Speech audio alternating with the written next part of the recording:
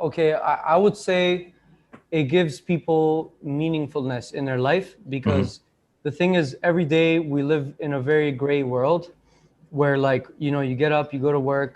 Like, most people have a very routinely thing. And I think that entertainment in general, when it comes to art, music, theater, movies, like, these are all things that we live for, Like, we Mm-hmm. don't live for going to work. We don't live for paying the bills. We live for these things that make our life meaningful, that make us laugh, make us think, make us, get in touch with our sadness or happiness, right? And that's where art fits in, just like any other art form.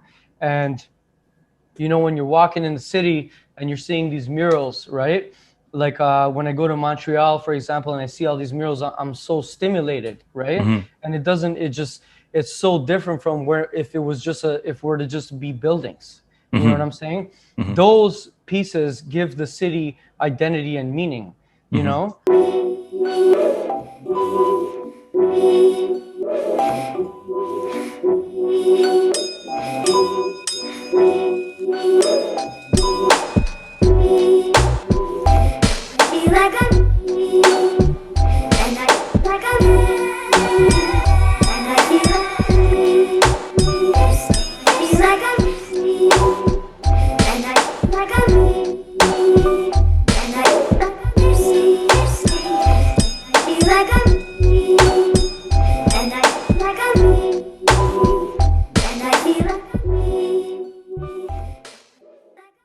Okay, we're here with Emstro, Maximum Efficiency Crew. Uh, Thanks for coming on the podcast. Thank you for having me, bro. Yeah, I Excited.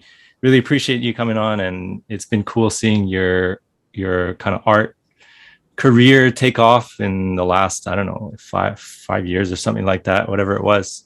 Um, Respect. yeah, and it's really cool just seeing what you're doing, and you share a lot of your thoughts on stuff. So hopefully we can get into that in a bit. But yeah, first I usually get people to just give a little background on themselves. So for people who don't know who you are, yeah, do you mind just getting into a Yeah, yeah, little yeah. where you're from, how you got into it, what you do, what you're up to now, whatever? Yeah, yeah. What's going on, everybody? I go by Emstro, background b-boy, full-time artist. That's what I do now. Hip hop head, repping MEC, and just really excited to be in this podcast. Toronto-based, if I didn't mention that, and yeah, that's about it. You know. Yeah. Um, so where to start? Well, why don't we just get into what you're up to now and like your current journey with your art? I'm kind of curious, like, so for people who are maybe just listening, can you describe like what your art style is or where it comes from or whatever? So basically, like, my art style came from b-boying. So it was a crazy weird time, as you said it. Like, I started 5 years ago. 5 to 7 years ago, I was going to school for design while battling as a b-boy, while doing construction, while teaching youth in high schools with Unity Charity, right? So I'm just like, okay, well, like, I'm basically starting like five careers at once, but where do I focus this, right? And something just clicked when I did a series of b-boys and b-girls and dancers that I tributed in a school project. And that's where, like, my dancing meshed with my calligraphy style. So the reason I got into calligraphy was because I was always doing hand styles, like graffiti hand styles. And graffiti hand styles is known as, some argue that it is one of the last handwriting forms, because everything after that has been fonts. So the Hmm. last real hand style, handwriting form was graffiti. And when I went through the roots of it, it goes back to like the Cholo style, which is from like LA, which goes back to Old English Gothic text, right? Hmm. So going to the roots of that was like going to the roots of b-boying and learning that, like, it came from like salsa, martial arts, and things of that nature. I just dug through the same path, and realized that to me, it's the same thing. It's just that now I'm doing the same motions with a brush. So the style I do is called calligraphy. So it's a mixture of like calligraphy and graffiti, but I split it into my own thing further, and I'm calling it calligrafunk because it's inspired by music. So calligraphy, when you say that, it's usually related to letters and words. What I did was I took different motions, like hand motions, from different cultures around the world, like Tibet, China, Middle East, big influence, Iran, and Gothic styles and graffiti. And instead of taking the letter forms, I took the letter motions that they had to use, the different techniques, and I meshed it together. And the way I approach it is kind of like, I remember this one time Miga said, every set needs to have a slide, a freeze, and like he had a few elements, and I kind of just do it the same way, where it's like I have certain lines that are short and sharp, and then certain lines that are long and flowy, and I just kind of put it together like a b-boy set, you know. So it's very music inspired and very kind of like freestyle emotion kind of vibe, you know. Crazy. So to me, I'm b-boying, but with the brush, which means like less injuries, but kind of the same level of hypeness and stimulation for my mind, you know? Nice. Yeah. Yeah, it's like I've seen some of the projects that you've done where people get you to like paint an entire room or like a huge mural or things like that, and like you do it in like a day or a couple days or something, like just full on just painting all day. And like when you do those projects, are they like 100% created sort of on the spot and you just kind of flowing and seeing how it goes, or do you have a general idea or anything like that? See, that's where it's even more related to breaking, because it's like when you let's say you're in a cipher, like you're not gonna think about every set and what you're gonna do in the cipher. It's more like, yo, I'm gonna check the vibe. The DJ is gonna hit it with the right song, and whatever people do, I'm gonna respond to that, right? So when I walk in a room, it's kind of the same energy where I'm like, all right, well, it depends on what's the room used for, what kind of people go in it, what kind of colors are in there, what kind of, let's say if it's a store, what kind of products are in there, right? So I start with asking the client those questions and just kind of understanding the vibe, and that vibe sets the tone for the project. So what I do is I tell them, all right, well, can we agree on these colors and can we agree on this concept? But then after that, I make them agree that I have complete freedom to freestyle it. So if they want to, like, if they want to manage the project, like if they want to stay there and be like, hey, can you change this and that? Like they want to break my flow. I put it in the contract, like I want to get paid double because now it's taking me double the length because you're breaking my vibe and I have to recreate new vibes. You know what I'm saying? Yeah. So, but nobody ever wants to pay double. So that kind of protects me. But either way, yeah, like it's all freestyle for the most part. It's just kind of like you know, when you same context, you know, as a cipher. Like if the we set the tone and then we just follow through from there, you know. So that's why I'm able to do it fast, because like once I know exactly what's gonna go where, and I understand, and we come to a certain like understanding, then that's it, and I'm just flying with it, you know.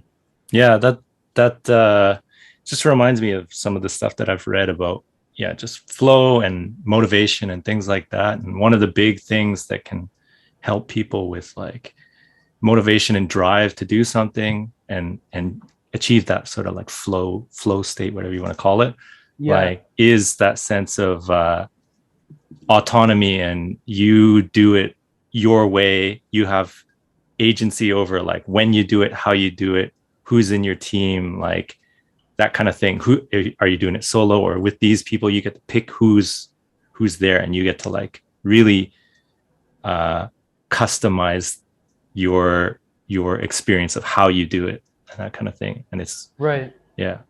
I like that. I like that you said autonomy. I think that's the best way to put it. It's like we set things up in a way where like they can go autonomously, right? Yeah, and it's like ideally, if you get to a high enough level, the clients should kind of like trust, or clients, or like if you're working a job or something, your boss or your coworkers or things like that, like there's a certain sense of like trust, right? They trust, they hired you for a reason. They're coming to you for a reason. So like they put that trust in you that, okay, we want them, we saw their artwork, their portfolio or whatever. We want them for that reason. So like let them do what they do, Right. in a sense. Like, and I understand some people have a certain idea and you talk with them and get an idea of like what they want, but Right. at the same time, like they have to let you do what you do best. Right. Yeah. Like you hired an artist, you know, if you Yeah. if you wanted to do it yourself, like then do it yourself. Don't hire an artist. You know what I'm saying? Yeah. So But yeah, I think it's really interesting that you put that in your contract, that if they want to kind of like micromanage the project, they got to pay you double. well, yeah, because it takes me double the time. Like you're Yeah. gonna break my balls around about random things that you think are better, but like you don't have experience in this, right? Mhm. So it's like whatever idea you know, it's just like when you're in auditions for movies as a dancer, and they're like, oh, can you do this here and there, and you know it's not gonna be proper, you know, but it's like you got to work with the director and all that. So it's like if you want to be a director, it's gonna take me double the time now because I got to figure out how to make random stuff look fresh. You know what I'm saying? Yeah. So yeah. Um, can you talk a little bit about your experience just being in was it design school or like art school? It was art. It was art. Like I went to school for art and design. Art and design. Yeah. Yeah. Can you talk little bit about that? Just the whole that experience? Honestly, the best thing I got from going to university was connecting with Phil Fury, Eastman, and C Swift from FAM. They were in the same school as me, so when I came in, they were Eastman and Phil were still there. So they put me through the loopholes on like how to use the school to run jams. Yeah, like different crazy loopholes, you know? And like I used to cut because I used to be a barber part-time. So I used to cut Phil's hair like in his workspace. They used to hate me because they're like, oh my God, here comes this guy with the machine. He's gonna leave hair everywhere. I was talking like just so loud and funny all the time.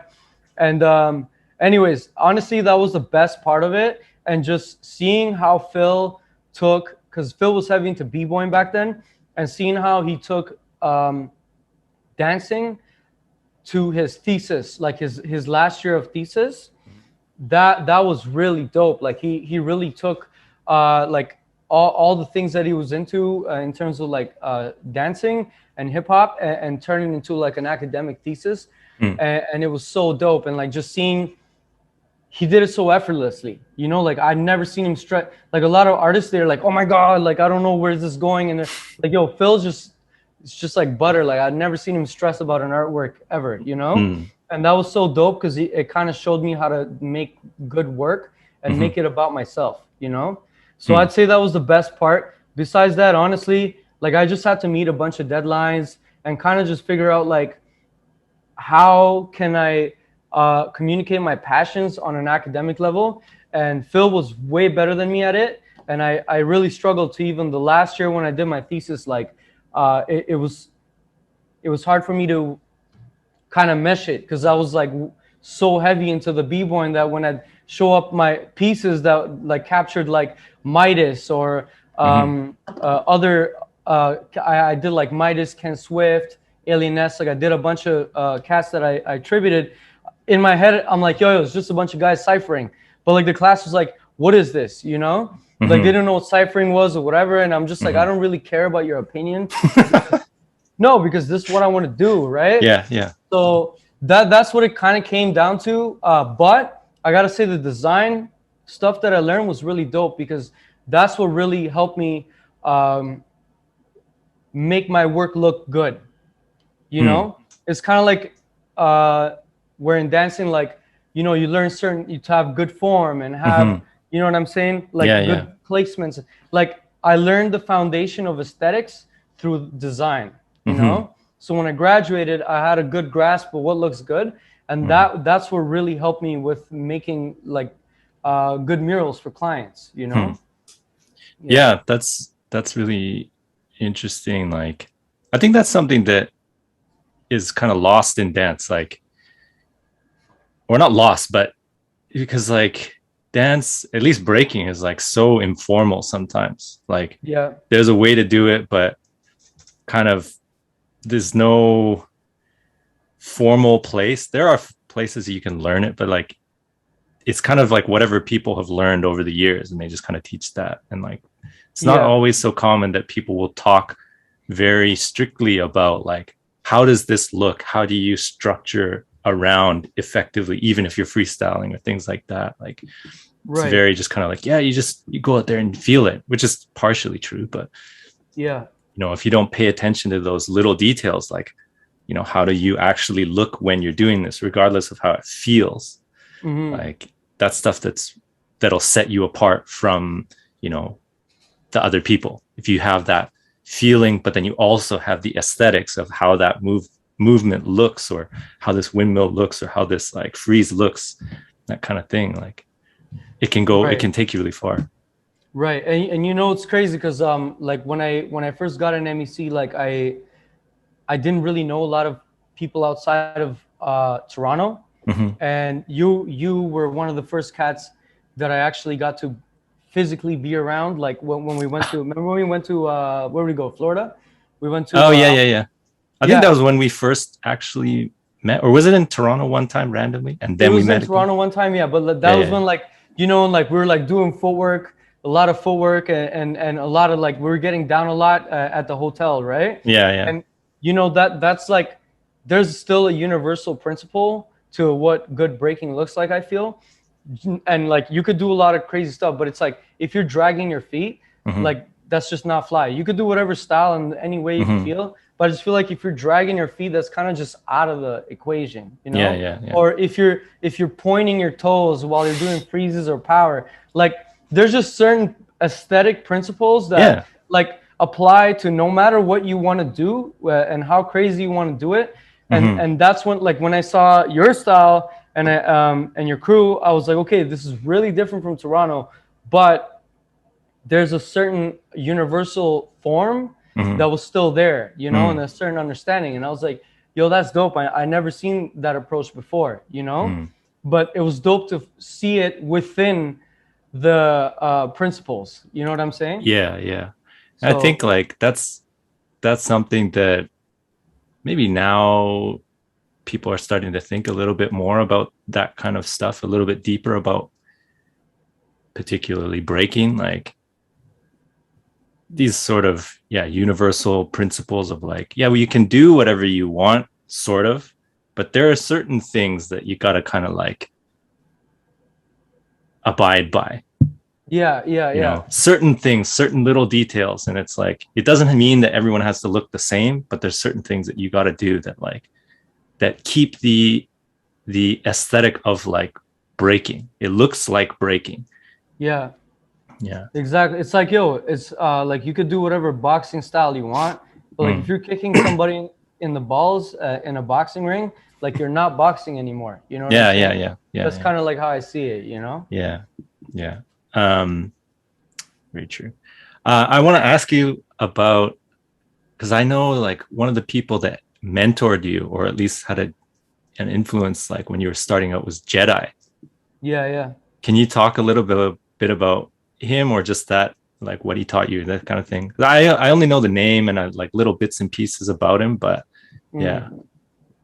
So my main mentor was Kid Unity. Oh, Um, okay. Not a lot of cats know about him because he kind of like when I got an MEC, I got in because he that was when he was kind of fading away from the scene. Okay. But Kid Unity was Jedi's first, from what I know, first official student. So I was indirectly learning from Jedi because I was too Hmm. young to be at Andy Pool Hall. But like my approach came from, I'd say, the Jedi approach of like good foundation, freestyling, raw, you know, being raw, hitting beats, kind of a more New York approach, right? Hmm. A more old school approach. So I only got to like connect with Jedi like 6-7 years after I started b-boying. I would only hear about the Legend of Jedi when Kid Unity would come to practice and call me out and like just be Jedi's protege, you know? So, yeah, I would say like I would say he is probably like in term besides my mentors, he is my biggest influence because he um, he really had this like don't back down, be clean, be correct all the time kind of approach. And we just clicked like right after we met because I've been training under his kind of formula. We clicked immediately after I started going to Andy Pool Hall and all these places, you know. Yeah. So yeah, Papa J, you know, I still hang with him to this day, you know. It's Oh, always nice. a good time in exchange, you know. One of the things that I remember hearing about him is he had like they call it like the Jedi slap or something, the floor slap or something like that. Yeah, yeah, yeah, yeah, yeah. So yeah, he's a character, and that's a dope thing to mention. Um, he's a very character focused person. He's just like, yo, many people. He was telling me how like, yo, many people got a lot of moves, but he's like, I got a lot of characters. Mm-hmm. So you know, he's like, yo, one day I might be this character, or even in one night I might encompass like 5-6 different characters, right? Mm-hmm. Inspired by movies and different things that kind of, you know, he Mm-hmm. was into. So Yeah. I kind of take that approach to my art because I'm just like every space has different vibes, and Mm-hmm. like let's say it's a professional space, then I step into a kind of like a, I don't know if you watch Suits, but like maybe like a Harvey Specter character, you know. And Okay. if I'm in a, you know, like basically like just tapping into characters really Mm-hmm. helps a lot because it Mm-hmm. opens many options where Mm-hmm. you're not just limited by, oh my god, I have these moves. You can play with those moves in so many different ways, right? Yeah, yeah. I think that's something that as people get more experience, they hopefully start to realize that like when you start to move away from like just the move or one, or if it's like some other thing like this technique or something like that, when you Mm-hmm. have this sort of tunnel vision of it's only this thing, but when you expand it into like say character or style or using that one move as a style or something like that, that's Yeah. when like your creativity gets really unleashed, or the bear the walls like confining into being a certain way get Mm-hmm. broken down, and then you're free to like experiment more freely with some kind of guide, like Right. yeah, I think that's really key for, you know, I know dancing, but I'm sure it applies to a lot of, like you just mentioned that you do it with your art too, right? Right. Right. Yeah. um yeah, anyway. I want to go back a little bit to just your art, and for people watching, like that's your sort of art style in the back right there, right? Yeah. So this is an old. The colorful part is an old piece, and Mm-hmm. then I like basically I revisit. So my old style would be like more classical, like painting like literal stuff, and then I revisited recently with some markers, and I did like my new style with the Mm-hmm. lines, you Nice. know. Yeah. So it's more of an experiment. That's why I Mm-hmm. keep it in the studio just for fun, you know. Nice, nice. Yeah, for Yeah. anyone who's just listening, you can go on the YouTube channel and check it out.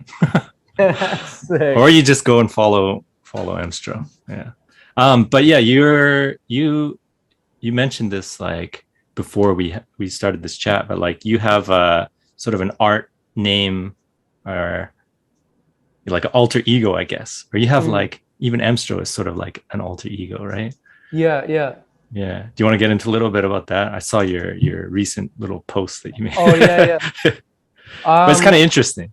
Yeah, well, what happened was okay. So I stopped b-boying because I literally was like overnight. I realized that I didn't want to pursue it like as a career. Hmm. I wanted to really keep it in my heart. Hmm. So and one of the people who really gave me that perspective was Gadget um, from Boogie Brats. So like he's so heavily into hip hop and b-boying, but he also has another career and he's also a family man and all these Mm-hmm. things. And I just like that model. I'm not saying that that's the ultimate model. Everybody Mm-hmm. has their own taste.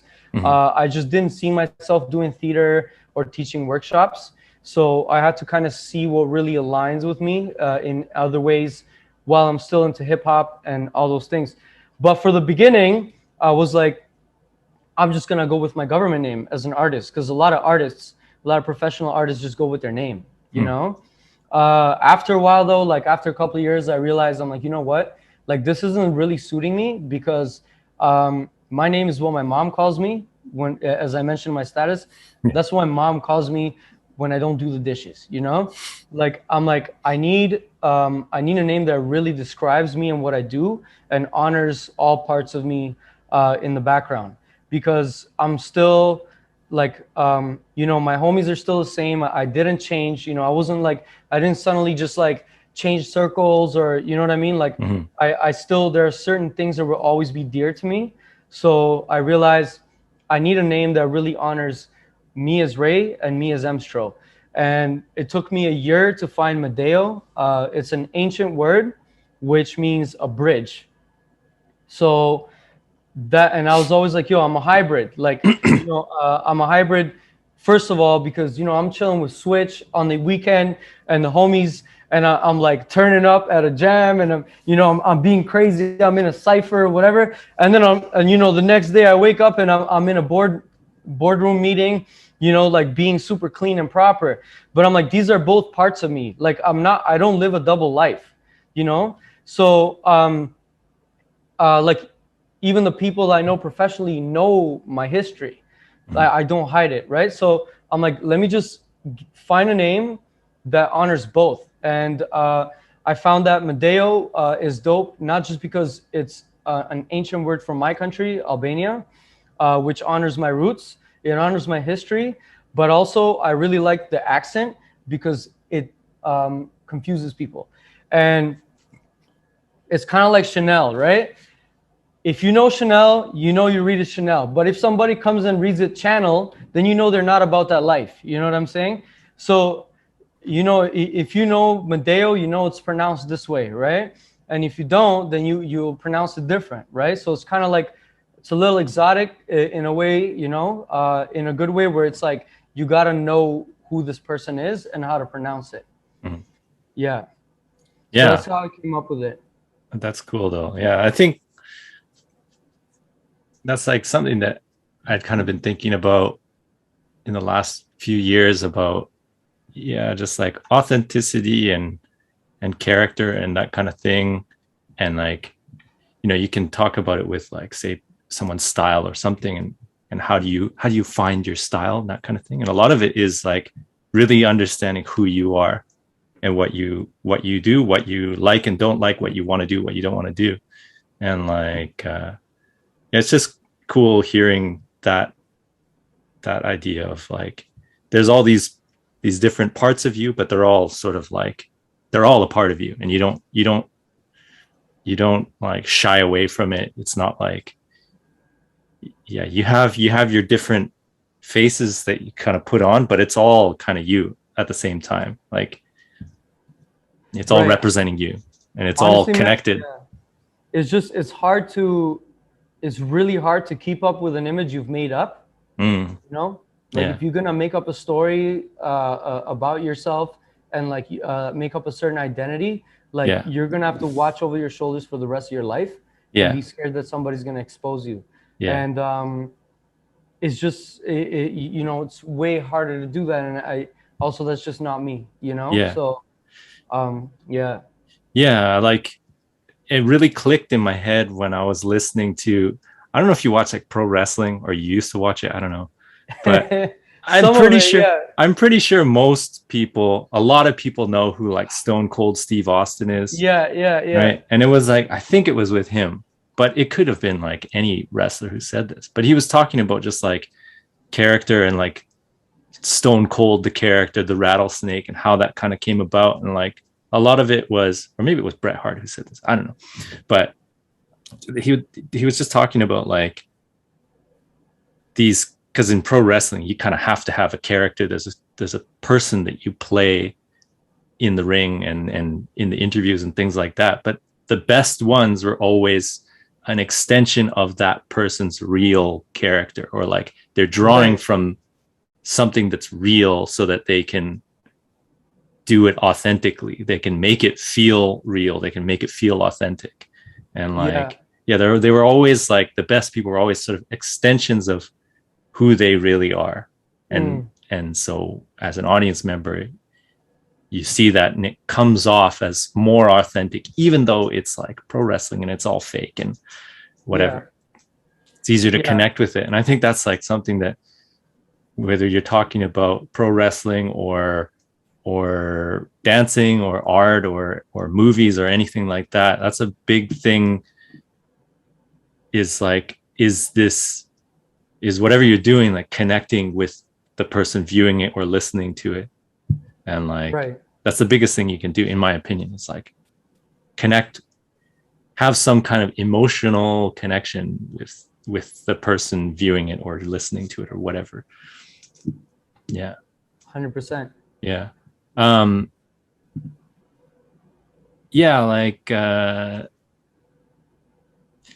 so the other, yeah, another thing that I wanted to just kind of talk a bit about and just get your opinions is, yeah, just sort of like the role of of art. Like why do it, that kind of thing, you know? Like what am I trying to say here? Like art is sometimes seen by people, some people, as like, you know, it, what does it kind of serve? Like, you know, you work in a restaurant and like people need to eat, they gotta get food and that kind of thing. Or, you know, someone runs like a business, like, and that business serves this sort of need that the people, the community has, or something like that. What do you think the role of art serves, like you as an artist and doing this stuff? What is that like fulfilling in society? Um, I don't know. well, That's like, yeah, yeah. No, makes sense. Okay, I would say it gives people meaningfulness in their life, mm-hmm, because the thing is, every day we live in a very gray world where, like, you know, you get up, you go to work, like most people have a very routinely thing. And I think that entertainment in general, when it comes to art, music, theater, movies, like these are all things that we live for, you know? Like we mm-hmm, don't live for going to work. We don't live for paying the bills. We live for these things that make our life meaningful, that make us laugh, make us think, make us, get in touch with our sadness or happiness, right? And that's where art fits in, just like any other art form. And you know, when you're walking in the city and you're seeing these murals, right? Like when I go to Montreal, for example, and I see all these murals, I'm so stimulated, right? mm-hmm, And it's so different from where, if it was just if we're to just be buildings, you know what mm-hmm, I'm saying? mm-hmm, Those pieces give the city identity and meaning, you mm-hmm, know? And that's where art comes in, number one. Um, it's a catalyst for thought, right?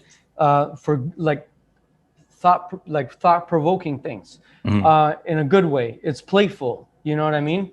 Um, the other thing is that it helps us visually uh, capture and interpret certain emotions that cannot be said or done by words. So that's where I leveraged it, because like growing up as an immigrant, my family didn't understand hip hop. So they're always like, why are you doing this? This isn't good for your career. You're hanging out with a bunch of gangsters. I wasn't, you know, my friends are awesome. But they're just like, they just didn't get it. You know what I'm saying? They didn't understand what this was. They're like, why don't you take piano? That's a real art form. What is this? Why are you rolling on the floor? So that really pissed me off when I was younger, you know? So I was like, you know what? I'm like, I can either just be upset and offended, or I can turn this negative energy I have in me to realizing that so many people in the world don't understand hip hop as much, right? So that's where I started taking these hip hop principles, and these principles I learned through b-boying and hanging out with DJs, MCs, and writers, and translating that into artwork. And the reason why I went high end, and I'm trying to do, you know, galleries and corporate collaborations, is because it's just another tool for people who are not in touch with street culture to understand what it is, and that we do have something in common here. It's just that we have different tastes, you know. So, you know, when I did the series as a thesis, where I covered a bunch of dancers that I attributed through my artwork, that was, and I did it in this I did it in this gallery where like Picasso exhibited, and a bunch of like other fancy names. And I was like, dope, because now these older people are coming. They're like, oh, that's nice. And then they're coming and they're getting introduced to hip hop in a way that they never thought, you know? Yeah. And they're like, wow, like there's so much depth into this, you know, that they didn't realize existed. So, yeah, that's why I do it. It's like a visual language that helps people, that could help people understand something that couldn't be understood with words. Yeah. Yeah. That's kind of my take into it. Yeah. But that's cool. Like the last kind of part that you said too, in particular, about just helping people understand like hip hop, and again, sort of like bridging these maybe generational gaps and stuff like that, or bridging cultures and Right. and that kind of thing. I think that's a really important thing, because yeah, a lot of people see hip hop as like it's youth culture, and you can see very clearly that it speaks heavily to younger people in particular, and for whatever reason, it's just because it's so, maybe it's just so like free and yeah, not like constrained in so many ways. Like as you get older, that just sort of happens. You get more and more boxed into like, this is how it's got to be, things have got to be this way. And it's yeah, it's super free and expressive. And I kind of want to come back to just something you mentioned about like Gadget and how he keeps breaking in hip hop as like, it's not his job. It's just something that he does.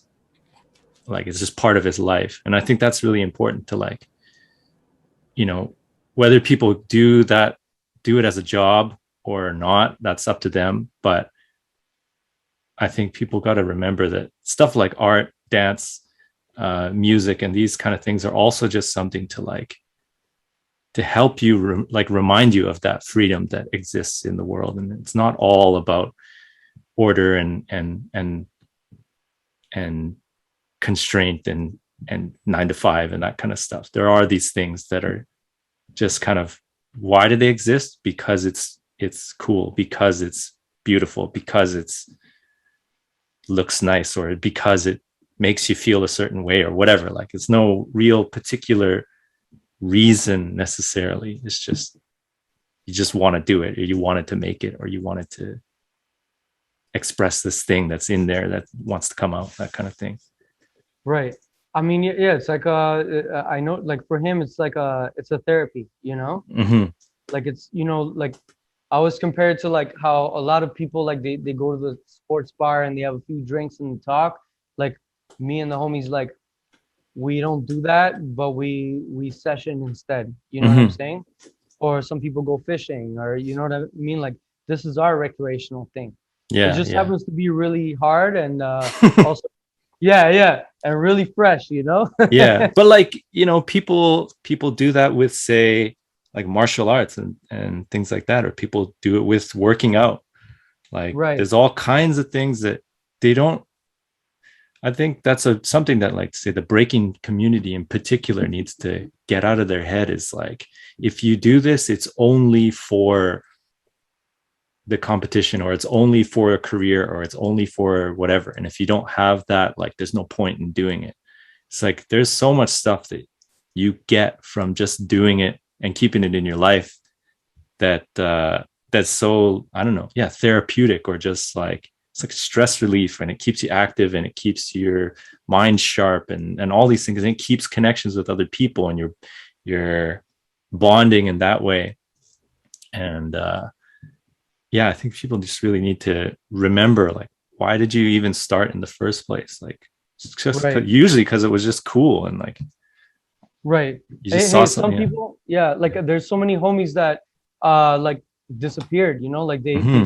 they did it till like they hit university and then they got into becoming like a doctor or a lawyer Hmm. and they just cut it out Hmm. because I feel like, yeah, sure they don't have time, but also there's a concept in their head where they're like, I don't make money off of this. So Yeah. they get heartbroken by that Yeah. and they leave it. But it's like, no, you just need to realize that like this isn't your money maker. This is your hobby, you know? Hmm. Hmm. So like again, if you pursued it as a career, that's really dope. My respect, you know, because some people have pursued it as careers, we have jams, right? Like Cross One and who like, you know, like whoever's in the scene that has pursued it, or Hmm. even cats like Storm who do is a Storm, Maurizio, these guys they do theater, right? And they've Yeah. managed Yeah. and focused, you know, and oh my God, there's so many to mention. Um, the thing is like you don't need to just throw the whole thing away because it doesn't make you money, Hmm. you know? Like it has a lot of value, you know?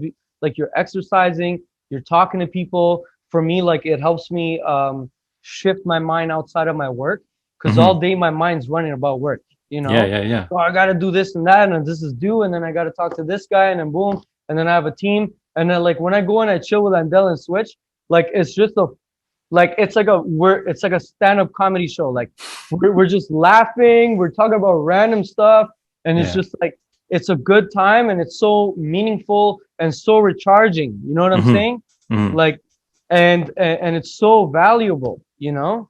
Hmm. But again, you need to prioritize it, and some people just can't, right? Yeah. Yeah. Depending on everybody's life circumstance. Yeah. But like, it's this, I always kind of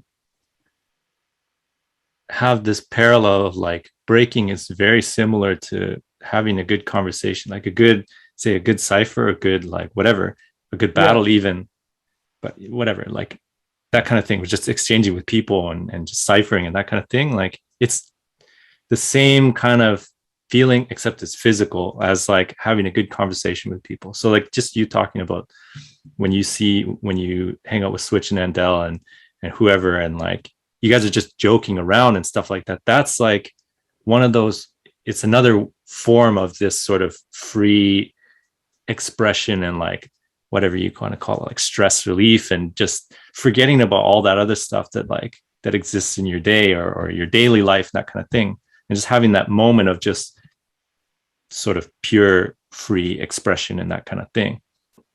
Yeah, and people get that in all kinds of different ways. And yeah, some people get it through exercise or martial arts or games or watching TV. Even watching TV, you just kind of like turn your brain off for a bit and just enjoy the ride that this thing is taking you on, and that kind of thing. And right, music does it too, right? It's like right, all kinds, it's just another form of that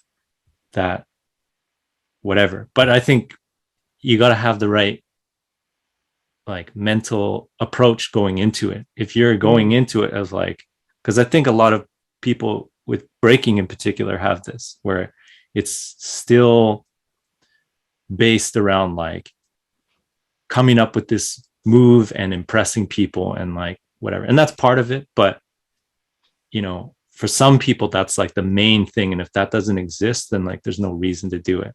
If I can't go right, to a battle and like showcase myself, then why would I do it?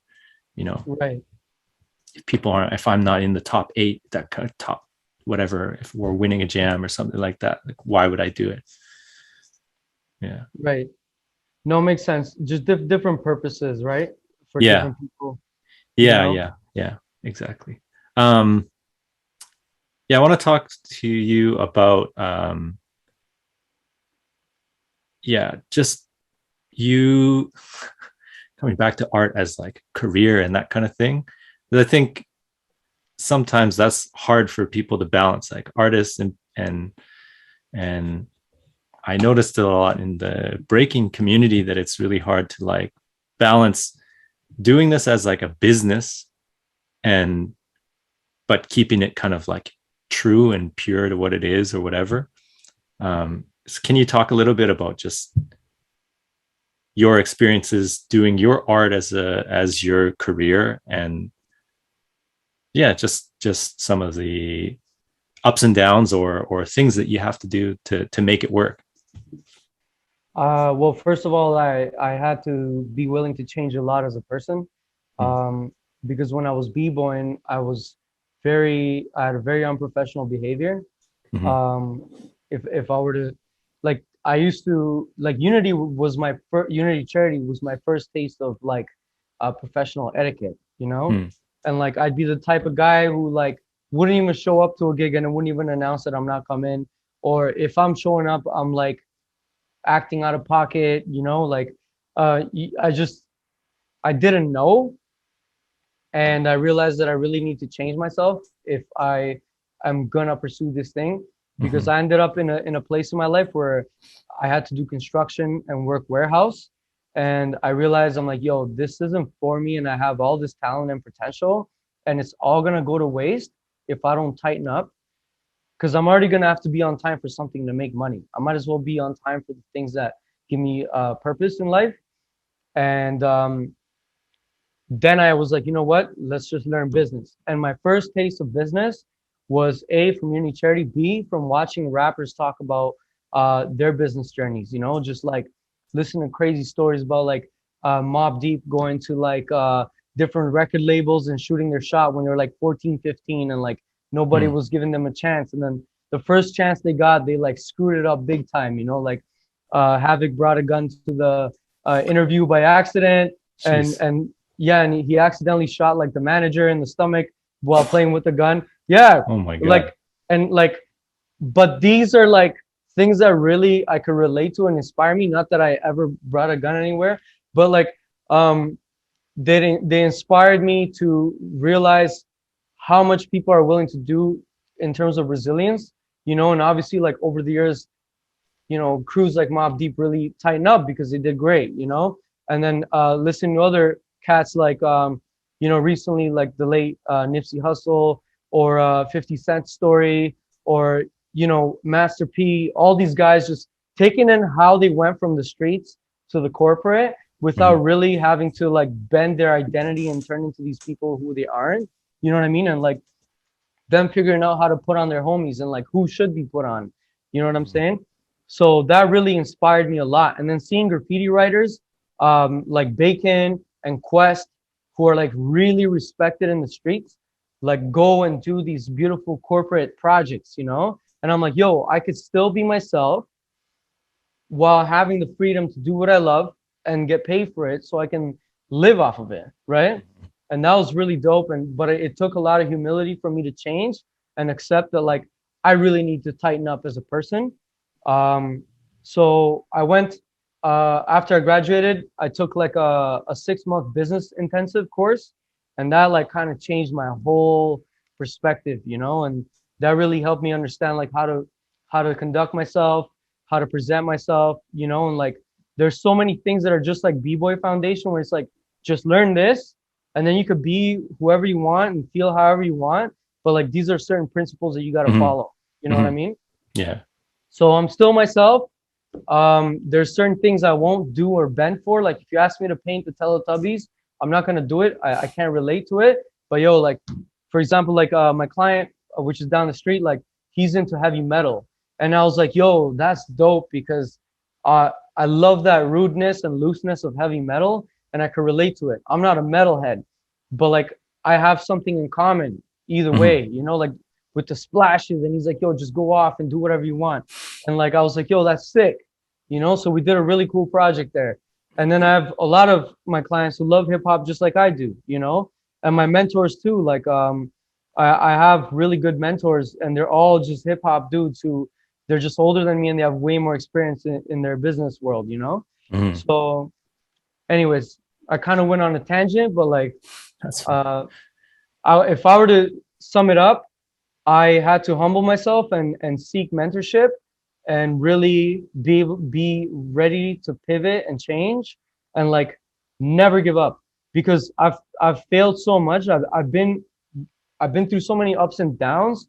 Like I've slept in so many studio floors. Yo, when I was in university, bro, the school closed at 12. I would have to get into a storage room where they store the paintings, and I made my own little like kind of like room with canvases so the security wouldn't see me, and I would crash there. And then after that, for my thesis, I brought a tent, and I would crash in my thesis studio's bathroom, like just so I can get extra time. Mhm. You know what I'm saying? Like I was doing, and then like I was working construction, I was doing all these things, and yo, like I would go all in on art shows and make nothing in return. Like I've put together over 32 art shows, and like I didn't get my break until the last 2, 3 exhibits, you Mm. know, in terms of sales. Like everything else was a minus.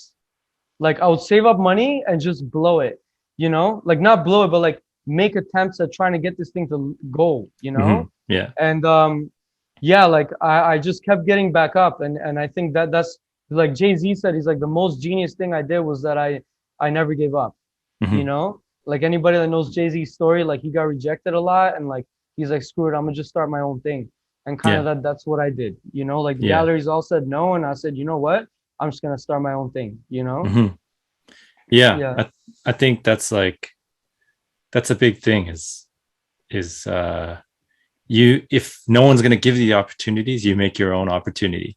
And then ideally you humble yourself and realize like, well, what are the parts of this whole problem that I need to improve on, and really look at it. And like you said, you took that business intensive and that improved all these other aspects of your of like of Emstro, of Rei, that needed improvement, of like the business side, the professional, like how to present yourself and that kind of thing. And you just leveled up. And like, I think that's something that really, I don't know why it is, but just doing dance and breaking in particular, there was always this like people only did that with regards to like the dance and the movement and that kind of thing. And that's why people do such incredible things. But when it came to like anything outside of that, it was always like, I don't know, no, fuck you. Like, I want to do Yeah. it this way. And then like, you don't know anything, or I don't have to change, and there's nothing I need to know, and this kind of thing. Or just, yeah, like very, I don't know, in a lot of ways, like lazy mentality when it came to certain other things, like Yeah. being professional, being building a business, building something. And that's something that like you see a lot, you're seeing kind of get exposed now with, say, breaking being put onto this, whether you like the Olympics or not. It's a large platform, and it's a very, you have to be professional to do it. And you can see a lot of the mentalities get exposed of like, they don't want to put in, certain people don't want to put in the work, they just want stuff to come to them. Yeah. And you know, it's the wrong mentality to have if you want something to like succeed. Yeah. You know, controversial, but I think there is a trauma with uh, pursuing something for money Mhm. with the OGs in b-boying. Mhm. So the way I see it is like this. Ask before me, so like let's talk about like, you know, Benzo, Gizmo, Tic Tac, you know, all the OGs, right?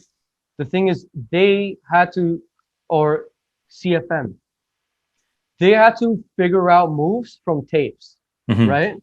That was their groundbreaking thing, is Mhm. that they had to learn moves from tapes, figure them out, develop their own style on top of that, which was like, you know, during that time, people Mhm. were like going through pilgrimages to like go and find a tape somewhere, which is crazy. Mhm. Okay, so they figured that out. And when it comes to my generation, I didn't have to figure out how to windmill.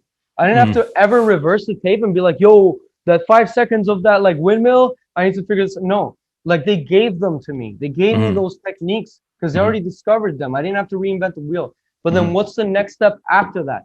And the next step after that, in my opinion, is how do we make this thing have longevity, Mhm. right? And longevity in this world needs finances because if you're not like, that's why a lot of people are quitting breaking. They're like, oh, like just make me money or whatever, you know.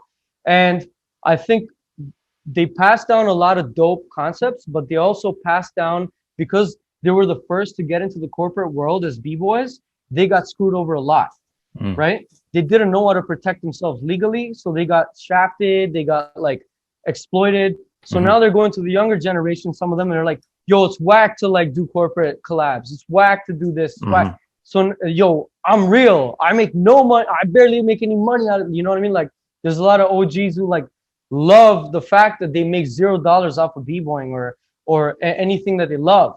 And but the thing is, my generation's responsibility, I feel, is to incorporate financial literacy into it.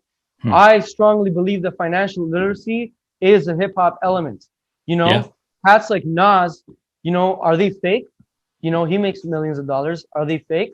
I'm not saying you have to make millions of dollars to be real, but like Cat or LOX or, you know, whatever you like, that's like Tribe Called Quest, you know, like, Mhm. or Busta Rhymes, like, are they fake because they make a lot of money? No, it's just they were able to protect themselves legally and maneuver in the right way where they're doing what they love. They definitely influence the world through what they do. You know, like we get down to that music. You know what I'm saying? Mhm. And I think that it'd be dope if the next step would be for cats to kind of have a bit more knowledge on the professional side. So if they want to b-boy for a living, they can. And there's the tools and the access for them to learn how to make contracts, how to negotiate, how to, you know, having like navigate through the corporate world with integrity and like things of that nature, right? Mhm. So anyway, that's another tangent. But that's kind of what's been in my mind for so long. Yeah. And I just don't feel like, to be honest, I don't feel like the world or a lot of cats are ready yet to be like, all right, yo, like show me how to make a CV or whatever. Like a lot of Mhm. cats don't even have their bio. Like I'm like, yo, send me a bio. I'm gonna put you on this thing. They don't have it. You know what I mean? Mhm. Like I think it's gonna take a bit, but I think that's kind of the next step that's really important. You know? Yeah. Yeah. And Definitely. sorry to cut you. Sorry to cut you. One last thing. I want to give a shout out to Lazy Legs Mhm. because he was one of the main cats who put me on certain professional etiquettes. Mhm. And I think that he's a great example of somebody who's like a full-time b-boy who has really been able to be proper, you know? Mhm. So yeah. Yeah. Yeah. He's definitely someone that I want to have on here and just talk about his experiences and perspectives and stuff. He's a really cool guy, just in general. Real talk. Yeah. Yeah. But yeah, definitely. And like, you know, like I've had this sort of conversation with some people on the podcast before, but like there's a lot of yeah, I guess like trauma in a sense in like the breaking community and the hip hop community and stuff like that. And you can kind of understand why people develop certain mentalities, but I think like you said, it's we're well, we like the next generation is in a really unique place that they have all this stuff to this foundation that's being laid however slowly, like it's being laid and they don't have to really, they just got to build on top of that, and that's Yeah. all there Like is. yo, these new kids, like they're learning windmills like in their mother's womb. I'm like, how did you get it? You know what I'm saying? Yeah. But it's just because yo, so like people have already figured out the techniques and they just Yeah. pass it down, Yeah. and then you know you got to build on that, right? Yeah. Yeah, but Which is that's like real culture. That's like the essence of culture. Like you yeah, look at your phone and there's like I don't know, thousands of years of like technology that have gone into this thing that led to this moment of having this phone that can go on the internet and do all this stuff and talk to people all over the world and also record video and also uh you know do all kind of play video games and stuff, whatever. Like you can do all this stuff. It's a computer, phone, um MP3 player, like music player, with all these things. And it's all of that history of those things being leading into this thing. Like, right. you know, but the thing is like people who use it or people who build on top of that technology, they don't necessarily have to know like what a record player is and how a record player works or you know, how exactly the internet works and things like that. Like it can help. And I'm sure certain aspects, like you might have to, depending what you're doing, you might have to dig deeper. But it's like you're kind of just building on top of that. You don't have to redo all of that stuff that led to where we are right now. Right. You know, it's like that's just knowledge that you have, and that's your starting point, is kind of from there, in a Right. way. Which And is like, incredible, man. It's yeah, incredible.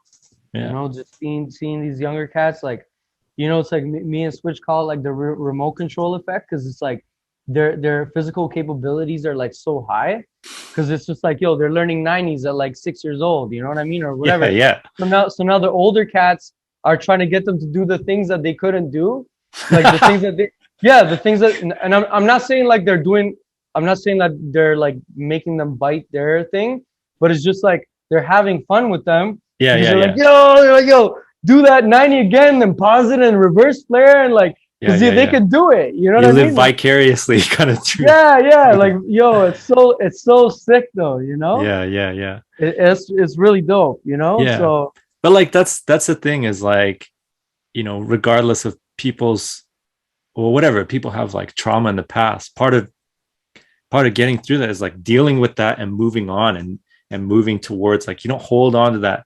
You learn to like let go of that bitterness, or right, that negativity, that negative part, or the thing that's like keeping you bitter. right, Let it go. And then how do you make the future better? How do we move into a better place? That kind right, of thing. And sometimes that's like through arguments, and you don't agree with stuff, and you think it's going headed in the wrong direction. But like, you know, sometimes people will be like, well, back in the day it was this way, blah blah blah blah. And like, that's cool, that was back in the day, but we're yeah, here now, and so where do we go? right, You can't go backwards. Like, yeah, you can move forward and maybe revisit that thing and bring it into where we're going in the future, and like add those elements that were lost. But it's like you mhm, can't go back to how that was. You got to exactly, always think about like it's moving into the future, and where, how do right, you steer this?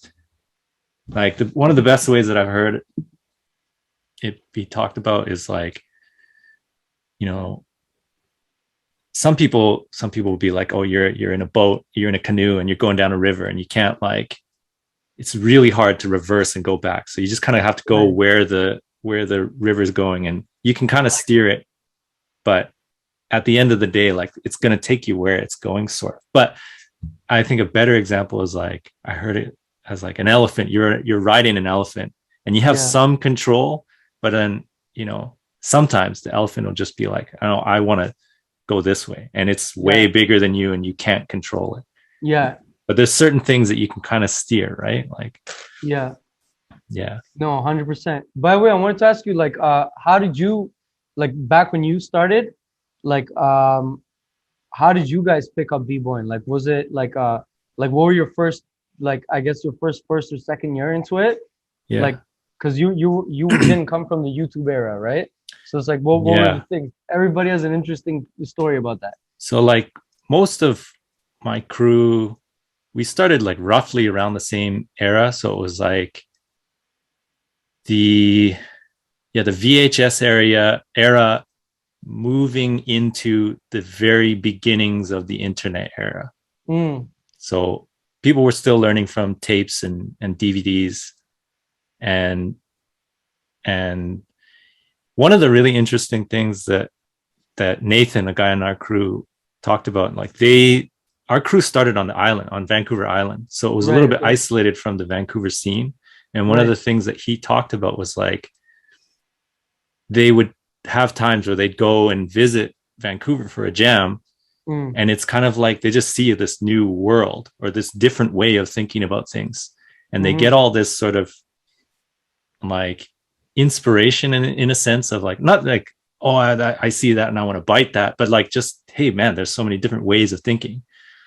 But right. then it wasn't like YouTube where you could just keep watching it over and over and over. It's like you saw what you saw, and then you go Mm-hmm, back to where you are, and you're back into this isolated environment, and like, you have the influence that you have, and it's like you're not getting so much outside influence anymore. It's like bursts of inspiration and influence and just mind expanding kind of stuff. Whereas now it's like anytime you want to get inspired, you just go and like, oh, I don't feel inspired. Oh, what's on YouTube? What's the latest battle? What's whatever?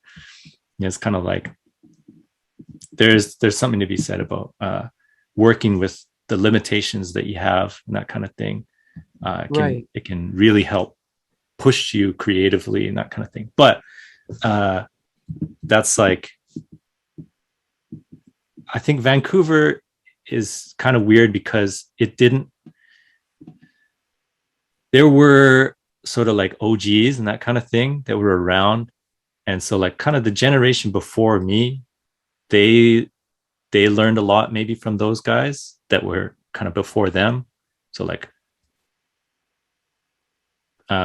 some of the people I know, like Paul Power and Mango, and they learned sort of from, and Dixon and these guys, they learned a bit from like the older generation, like Contents Under Pressure.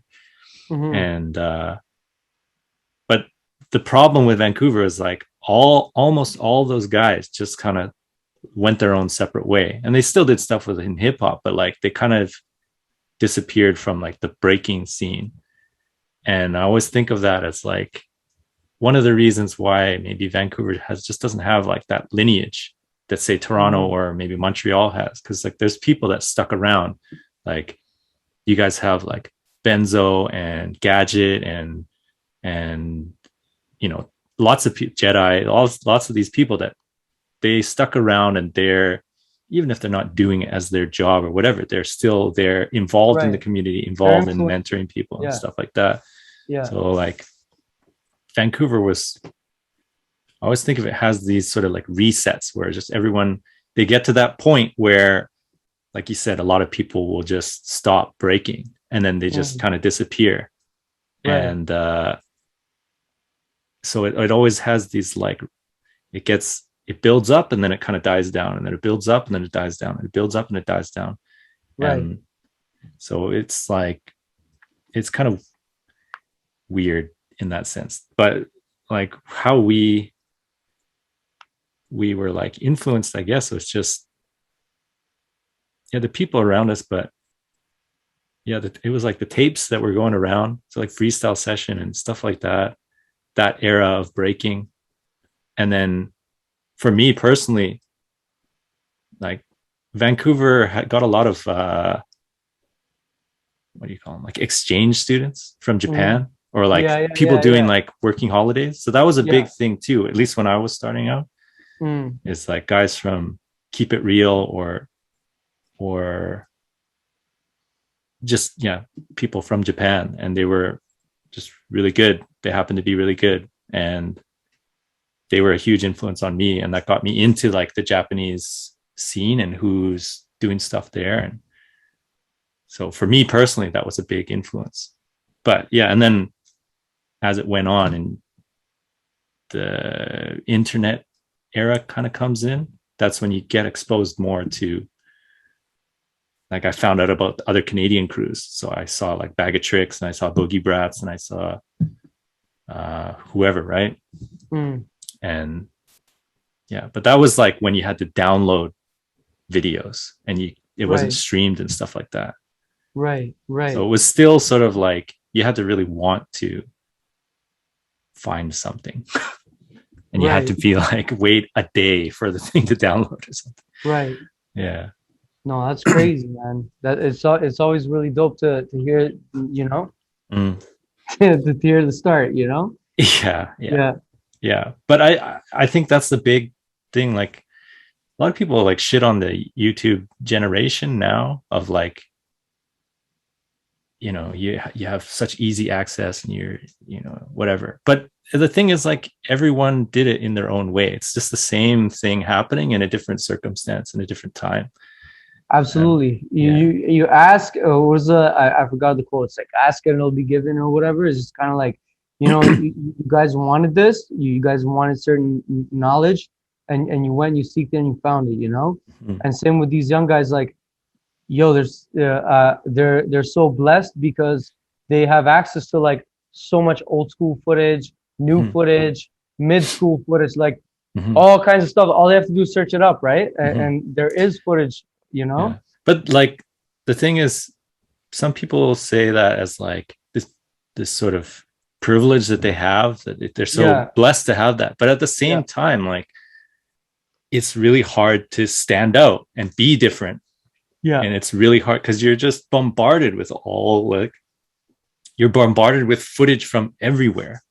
And yeah, it's yeah. like, well, how do Like, what you do you do? Where do you go? What do you look well, at? What's well, yeah, good? exactly. It's Yeah, like the burden of choice, or there's just so much information. And it's not just breaking, it's like anything, you know. yeah, You see it now with like I don't know, something like the news, and like, well, mm, what is the right news to listen to? Because there's like the traditional sources, but those are kind of broken down with the internet, and now you have information from everywhere. So how do you deal with like what's right, what's wrong, this kind of thing? What should I actually listen to? What should I not listen to? we're like spreading our attention thin, right? Yeah, exactly, right. So it's like they have this great thing that they can see all this footage and they can be influenced by all these things. They can learn from people over the internet and like whatever, that kind of thing. But also they can learn from anyone. They can get stuff from anywhere. And it's like, I'll give you an example too. Like teaching English in Japan, a big problem with them is with the younger students is when you give them a task where they can literally say anything. They can choose whatever they want. That's Hmm. super difficult for them because they're like, well, what do I choose? There's so many options. I don't know which one to choose. Right. And it's like, it's a similar kind of thing. Like maybe we think of it as something like, that's great. You can do whatever you want. Just do this, just do that, just do this. But like, you know, they might have a different perspective too of like, there's just so much information. What do I decide is right and what's wrong? Hmm. What's good form and what's bad form? What's good creativity? What's bad creativity? What's, Right. you know, and I think that's where having good like mentors and where the previous generation comes in too, of Hmm. helping to guide people through this stuff and helping them to like make sense of all this information that's there. Right. Yeah. Right. No, 100%. It's like now we got to focus it because we know there's many options, but we need to really like kind of give it a certain direction, you know? Yeah, yeah. And it's like I always saw that as the role of the OGs and stuff like that is you they're there to not control where it goes, but to Mhm. give context of like, what is the history of this thing? Where does it come from? What are those certain things, say we were talking about, like you can do whatever you want, but there's certain things that will make it breaking, that will make it Right. whatever you're doing. Hmm. And you got to remember these things and take it wherever you take it. But these things are what make it like breaking, what make it, you know, graffiti, what make it, you know, hip hop, like DJ kind of stuff, like whatever it Right. is, you Right. know. And so they're 100%. there to kind of like guide, but not control. Right. I think that's the best way to put it. Yeah. Yeah. Anyway, that was another rant on my side. Hey, that's really, But no, honestly, that's really dope. And I think that's something, there's certain things that are like kind of universal perspective and knowledge, you know? Mhm. And I think that it's important that we talked about that, you know? Yeah. And I want people to know like that's one of the reasons why I have this thing is to like hopefully get people to start thinking about or to start thinking more open-minded that like say you do breaking but it applies to this, or you do, you know, the stuff that you talked about with art that applies to breaking if you want to focus on breaking, or if you want Right. to, yeah, like whatever you do there's parallels between all these different things, like It's all transferable. yeah, yeah, there's a lot Switch of call, things, yeah, yeah. yeah. Switch calls it transferable skills, you know? Man, I Yo, it's gotta, real. yeah, Yeah. I gotta It's reconnect the switch, man. That guy is so honestly like, nice. yeah, no, like the what, because I was thinking today, like we're gonna do an interview, but I was like, what was one thing that I really wanted to mention that I learned from breaking? And Mm-hmm. I would say, obviously, like humility and all those things, but one thing that I really learned is that I learned how to fail, because Mm. I got smoked so many times, man.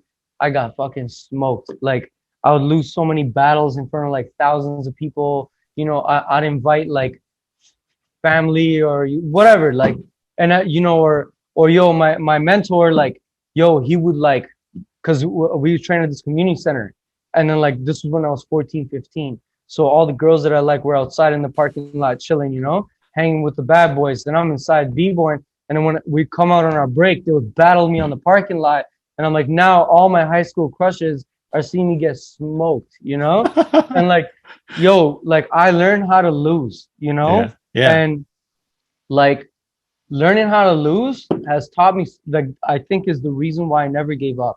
Mm. Like no matter how many times, yo, like what I do is not easy, and like that if it was easy, a lot of people would have pursued it.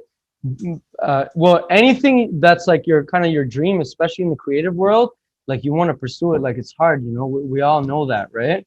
But it's just like learning how to get back up and keep going, and like not really letting it this like hurt you, you know, but just kind of like be like, all right, well, I started looking at it on a technical sense, you know. I'm Hmm. like, well, what did I lose? Okay, well, I was lacking in this and that. Hmm. He said this to me, or something happened and it threw me off mentally. Maybe it was my mental. Maybe I would have had him, but I wasn't mentally there. So there's certain components that I'm always looking at. And now when I step in a boardroom or whatever, and let's say like they're pulling my leg about something, you know, I don't get thrown off easily, you know. And even if I lose the deal, or even if I get rejected, like I'm just like, okay, well, every no is closer to a yes somewhere, wherever that yes is, you know. Hmm. And it's just Hmm. like every battle you lose is you have to go and train, and that brings you closer to a win in the future. Hmm. You know what I'm saying? Yeah. So, and that's the stuff people don't see, you know, because people don't see the losses.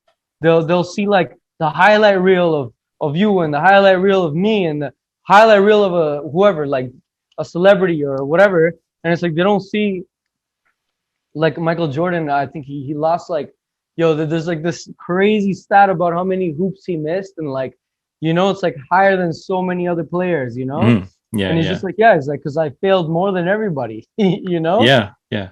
So learning how to fail is so important because it's part of life. Like you're Yeah. going to lose, you're going to feel humiliated, and that's fine, but you need to know how to like recenter yourself and be like, all right, well, like life goes on. I'm not just gonna sit here and like, you know, be like ground myself, you know, Hmm. kind Hmm. of thing. You know what I'm like punish myself. Yeah. Yeah.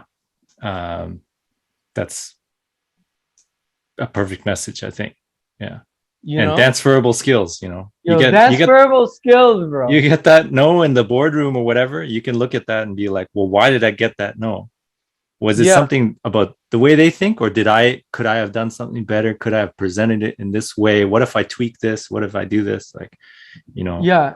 And if, there, yeah. or maybe you just look at it and be like, you know what? Maybe that wasn't the right client, and maybe they don't Exactly. match. And you, That's but like, you got to look yeah, at it. You got to look at it. that's And so related to b-boying because yo, there was times when I'd roll up to other crews practice and they'd have all their groupies there, right? So even when I'm smoking them, I'm outnumbered by cheerleaders, right? Like obviously their homies and their girlfriends are on their side, like, yeah, yeah, even though I'm dusting them, right? But the thing is, I'm just like, okay, well, the crowd thought I lost, but really I smoked them because like there's certain times where you need to know where you stand, right? And you can't be thrown off. And that's same with the deal. It's just like if I lost it, does that always mean that I'm not up to par, or is it sometimes that we just don't see eye to eye with something, yeah, right? And yeah. that's another style of understanding a loss, right? Like, Hmm. is it really a loss, you know? Yeah, yeah. Like So agreeing to disagree kind of thing. yeah, it's like, all right, man, cool, whatever. I did my job here, you know? Like, Yeah, yeah. We just don't agree. We don't see it the same way. Cool. yeah, You know. which is fine, you know, and it doesn't have to turn into something, you know, a beef is just like, we don't, that's fine, and we just keep it moving, right? Yeah, yeah, So, yeah, for sure. but yeah, man, no, absolutely, man. And yo, it's dope to exchange this because I think this is the first time that I'm actually speaking directly about how b-boying is so related to what I do, and that like I think about b-boying and battle thinking all the time, Hmm. like throughout the years, you know, that I've been doing what I do. It's Yeah. just that I have nobody to talk to about it because who, like, you know, I have nobody to share it with, is what I'm trying to Right. say. You know? Right. Well, yeah, Like, that's the goal of these talks is look at like all a lot of the people that are on here like breaking, but that's not the focus. And it's looking at what's beyond that, what's outside of that. How does it relate to other things? How do other things relate to it? yeah, And yeah, and just getting to know the people outside of their breaking career or breaking persona or whatever. Like it's all of that. right, Yeah. right. Yeah, man, 100%. You know, and I really hope that it it over the years, you know, with you know a lot of people have their controversy on the Olympics and all these other things, but I think that you know just seeing the next generation go through that and experience that, and maybe that gives them a chance to really open up their eyes into dreaming about being full-time b-boys. You know what I mean? Mm. If that's what they want. Like me, I'm lucky because I'm also an artist, right? But I really love b-boying, and if I wasn't artistically inclined, I would have probably had to go, you know, through that route, right?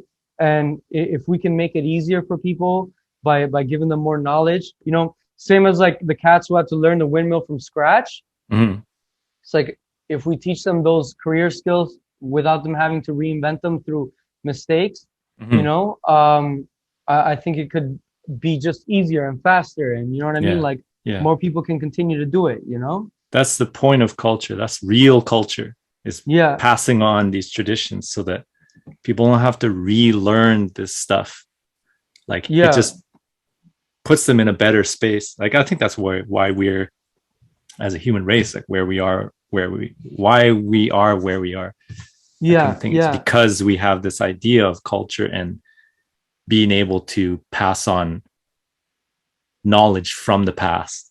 right, And yeah, like you look at a lot of animals and it's just like they just do what they do and whatever's programmed into them. But we have right, this unique ability to watch our parents do something, whatever, unique, and then copy that and learn from that and maybe even innovate on that.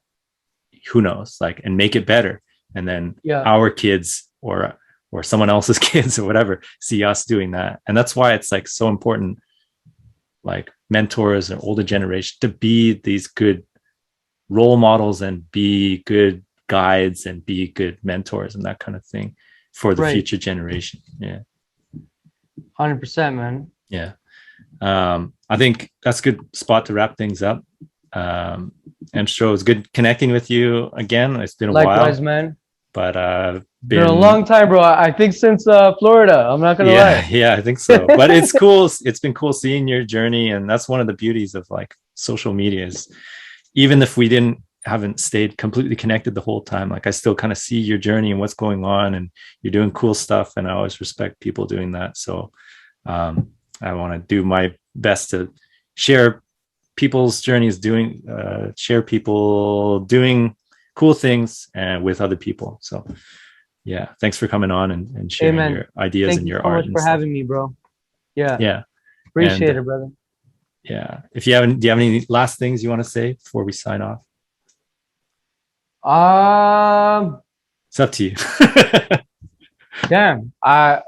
I just want to say big up everybody and thank you. And oh, I want to give a big shout out to everybody who really took this pandemic to their advantage to do something for themselves and do something else. And shout out to this podcast. For that reason, you started through the pandemic, no? Yeah, yeah. Yeah. So I think a lot of dope things were birthed through it. A lot of people had the chance to really think about what they really want to do. And I want to shout out everybody who's been able to be resilient through it. And also, um, I'm not saying that like if you didn't do anything physically, if you're if you got through this thing, man, like much respect in general, you know? Hmm. Hmm. So hang tight, you know, and till next time. Yeah. Thanks everybody for listening or watching, and thank you Emstro for just sharing your thoughts and perspectives on all the stuff on art and breaking and all that. If people want to follow you, where can they follow you? Follow me on Instagram. It is _ Medeio, so _MEDEIO and another underscore. That's my Instagram. And my website's coming. My website is dropping soon, but if you Nice. type it in, you can go to the subscription. Cool. www.medeio.art. You know, and that's about it. Cool. Well, thanks again for doing this, and hopefully in the future we can reconnect again and just share more ideas and Absolutely, bro. I might see you in Japan. Yeah. Cool. Anytime. Yeah, if you come, just hit me up. Thanks everybody for listening and watching, and we'll see you in the next one. Peace.